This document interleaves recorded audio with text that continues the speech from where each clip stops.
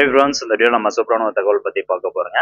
அதாவது புதிய ரேஷன் கார்டுக்கு அப்ளை பண்ணி ரொம்ப நாளா வெயிட் பண்ணிட்டு இருக்கவங்க, அதே மாதிரி இந்த நகல் மின்னணு குடும்ப அட்டை டூப்ளிகேட் ரேஷன் கார்டுக்கு அப்ளை பண்ணி ரொம்ப நாளா வெயிட் பண்ணிட்டு இருக்கவங்களுக்கு ஒரு மகிழ்ச்சியான செய்தி வெளியே இருக்கு. அதை பத்தின தகவல் முதலாவதா பார்க்கலாம். அதுக்கப்புறம் உங்களுடைய ரேஷன் கார்டுக்கான ஸ்டேட்டஸ் எப்படி செக் பண்றது, சப்போஸ் உங்களுடைய ரேஷன் கார்டு அப்ரூவல் ஆயிருந்தது அப்படின்னா உங்களுக்கு ஒதுக்கப்பட்டுள்ள அந்த நியாய விலை கடை குறியீடு எண் வச்சு உங்களுக்கு எந்த கடை அப்படிங்கறதெல்லாம் எப்படி கண்டுபிடிக்கிறது. ஸோ இது போன்ற பல தகவல் எல்லாமே இந்த வீடியோவில் நம்ம பார்க்க போறோம். சரி வாங்க வீடியோக்குள்ள போகலாம். ஓகே, முதலாவது அந்த அப்டேட் என்ன அப்படின்னு பார்க்கலாம். அதாவது new ration card issuance will begin this month அப்படின்னு சொல்லி ட்விட்டர்ல இருந்து வெளியிட்டு இருக்கிறாங்க. ஸோ இந்த மாசத்துல இருந்து புதிய ரேஷன் கார்டு யாரெல்லாம் அப்ளை பண்ணியிருக்காங்களோ அவங்களுக்கு அந்த புது ரேஷன் கார்டு வந்து கொடுக்கப்படும் அப்படிங்கிறது அதுக்கான அர்த்தம். ஸோ மேற்கொண்டு என்ன சொல்லியிருக்காங்க அப்படின்னு பாருங்க. Tamil Nadu cooperation Food and Consumer Protection Department said out of 3.1 lakh total applications for new ration cards, 2 lakh have been processed. The issuance of new ration cards will commence this month அப்படின்னு சொல்லியிருக்காங்க. So மொத்தமாக 3.1 லட்சம் டோட்டலாக நம்மளுக்கு applications வந்து receive ஆயிருக்கிறதா சொல்லியிருக்கிறாங்க. அதில் 2 லட்சம் ரேஷன் கார்டு புதிய ரேஷன் கார்டுக்கான விண்ணப்பங்கள் வந்து ப்ராசஸ் ஆகிருக்குது.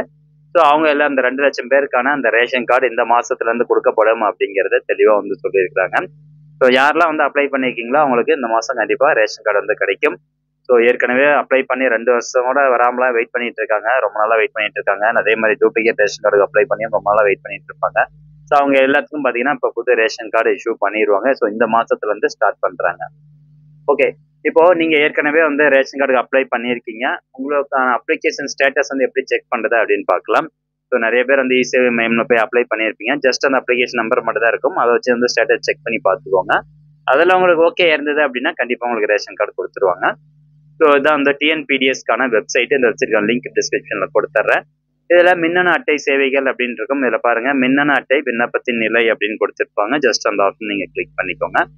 அடுத்தபடியா குறிப்பு எண். இப்போ அதான் வந்து அப்ளிகேஷன் நம்பர். நீங்க இ-சேவை மையம்ல அப்ளை பண்ணியிருந்தாலும் சரி, நீங்களா அப்ளை பண்ணியிருந்தாலும் சரி, ஒரு குறிப்பு எண் வந்திருக்கும். ஸோ அந்த குறிப்பு எண்ணை நம்ம கரெக்டாக அதில் போட்டுக்கணும். ஸோ குறிப்பு எண் ஃபுல்லாக டைப் பண்ணிட்டு பதிவு செய்ய அப்படிங்கிற ஆப்ஷன் வந்து கிளிக் பண்ணிக்கோங்க. அடுத்தபடியாக உங்களுக்கான ஸ்டேட்டஸ் ஓப்பன் ஆயிரும். ஸோ இங்கே பாருங்க விண்ணப்பம் பதிவு செய்யப்பட்ட நிலை. விண்ணப்பம் வந்து பதிவு செஞ்சிருக்காங்க, ஆனால் என்ன 2வது ப்ராசஸ்லேயே தான் நிற்குது. ஆவணமே என்ன சரிபார்க்கல. துறை சரிபார்ப்பு நிலை 3வது ப்ராசஸ். 4வதா தாலுகா வழங்கல் அதிகாரியின் ஒப்புதல் நிலை.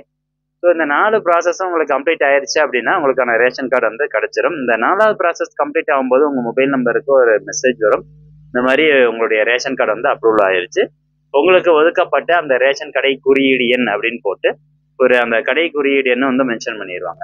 அதே மாதிரி உங்களுடைய ரேஷன் கார்டும் பார்த்தீங்கன்னா அந்த ration card number, smart ration card நம்பரும் அந்த மெசேஜில் கொடுத்துருவாங்க. ஸோ அந்த மெசேஜ் வச்சு நீங்கள் ஆன்லைன் மூலமா ரேஷன் கார்டு வந்து டவுன்லோட் பண்ணிக்கலாம். ரேஷன் கார்டு எப்படி டவுன்லோட் பண்ணுறது இப்போ நம்ம சேனல் வீடியோ போட்டிருக்கோம். அதை பார்த்து ரேஷன் கார்டு டவுன்லோட் பண்ணிட்டு நீங்கள் ரேஷன் கடையில் போய் பொருட்கள் வாங்கலாம்.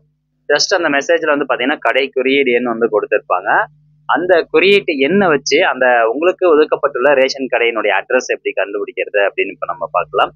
ஸோ ஜஸ்ட் வந்து இந்த ஹோம் பேஜுக்கு வந்து நான் போயிடுறேன். ஸோ இதில் பார்த்தீங்கன்னா முதன்மை அப்படின்னு கொடுத்துருப்பாங்க. ஸோ இதில் பாருங்க நியாய விலை கடைகள் அப்படின்னு 3வது ஒரு ஆப்ஷன் இருக்கும், அந்த ஆப்ஷனை கிளிக் பண்ணிக்கோங்க.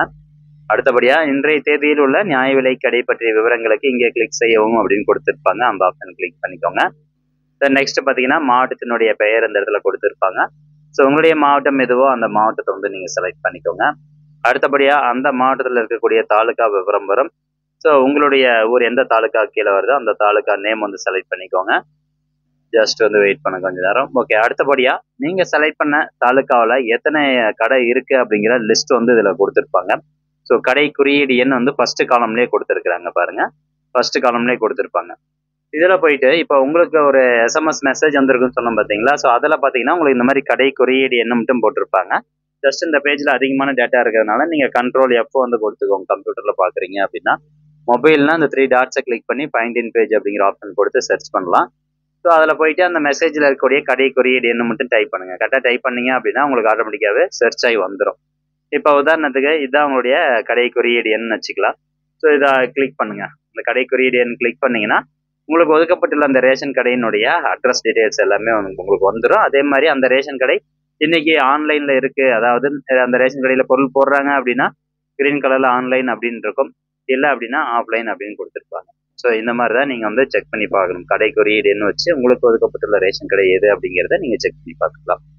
ஸோ ஃப்ரெண்ட்ஸ், இந்த இன்ஃபர்மேஷன் கண்டிப்பாக உங்களுக்கு யூஸ்ஃபுல்லாக இருக்கும் அப்படின்னு நினைக்கிறேன். மீண்டும் அடுத்த ஒரு நல்ல பதிவில் சந்திக்கலாம். நன்றி, வணக்கம்.